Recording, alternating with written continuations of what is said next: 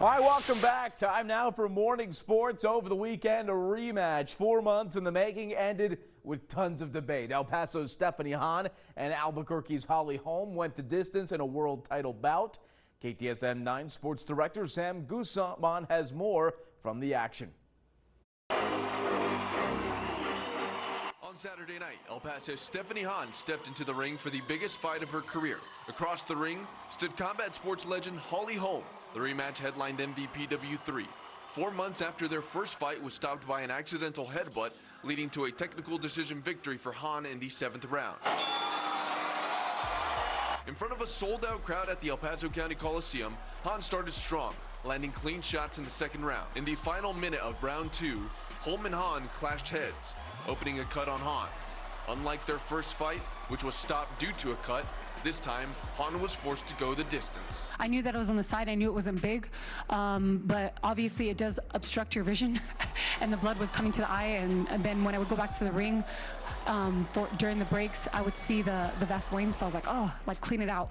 But you just have to fight through these obstacles. While Hahn had her moment, Holm showed why she's one of the most decorated fighters in combat sports history. The former world champion applied steady pressure and found her target. According to CompuBox, Holm outlanded Hahn 107-70 in total punches. But championship fights are not decided by punch counts. They're decided by judges. After 10 rounds, the scorecards told a different story. One judge ruled the fight a draw. The other two saw it for Hahn 96-94, a majority decision, and a result that immediately sparked debate inside the arena and across the boxing world. Not the way we saw it here ringside, but we're not the official judges. I love Stephanie Hahn. I think she's an awesome champion. I think she's a great person, but I have to be honest, and I do think that Holly Holm had a much stronger fight. Hahn believed she was in control and did what she had to do to keep her title. I think I did enough to win. Holly definitely made her adjustments, and she was better. It was definitely a closer fight, but I felt that I was in control and I had this fight. What would you say to maybe the people that feel like you didn't get the win tonight and it should have swung in Holly's favor tonight? Boxing is, it's how you see it, and according to all 3 judges, one had it as draw, and then the other 2 had me winning. It was a close fight, but I did enough to win. Holm saw it differently and felt she did more than enough to leave El Paso with the belt. I'm a very honest and self-reflecting fighter.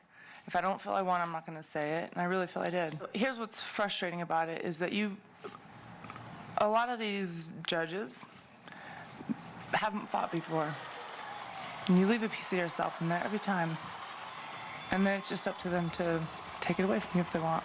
And it's easy for them to go home and sleep at night, but every fight you put so much into it, and when it comes out like that, if I didn't feel like I did enough, I wouldn't be saying that.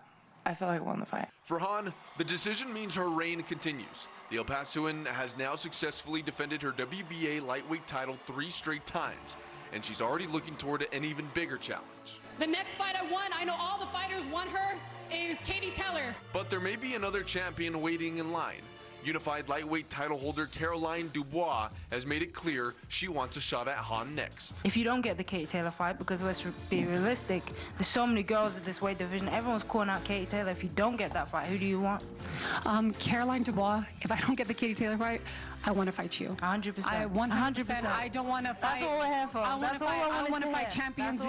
You are holding 2 of the belts. 100%. And obviously our goals are to be undisputed. Undisputed. So if I don't get Katie Taylor, I know if you don't get Katie Taylor, then let's do it. Let's do it. I don't want Let's do it. Let's do it. I'm being serious. I would love the opportunity. I appreciate that. Love the opportunity. Whatever comes next, Hahn closed out a memorable week in front of her hometown fans. It wasn't easy, it wasn't without controversy, but when the final bell sounded, Hahn was still the WBA lightweight champion of the world.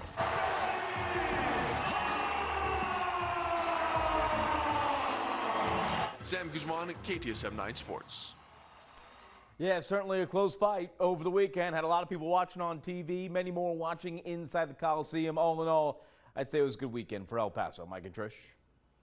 Boy, that last part, that was like the most polite, intense discussion I've ever seen. I was hiding behind the chair over here in the podcast studio. Oh, my God. Congratulations. Okay. Well, we'll be talking more about that fight on Second Cup on KTSM Plus in the 7 o'clock hour. All right. So make sure you tune in for that.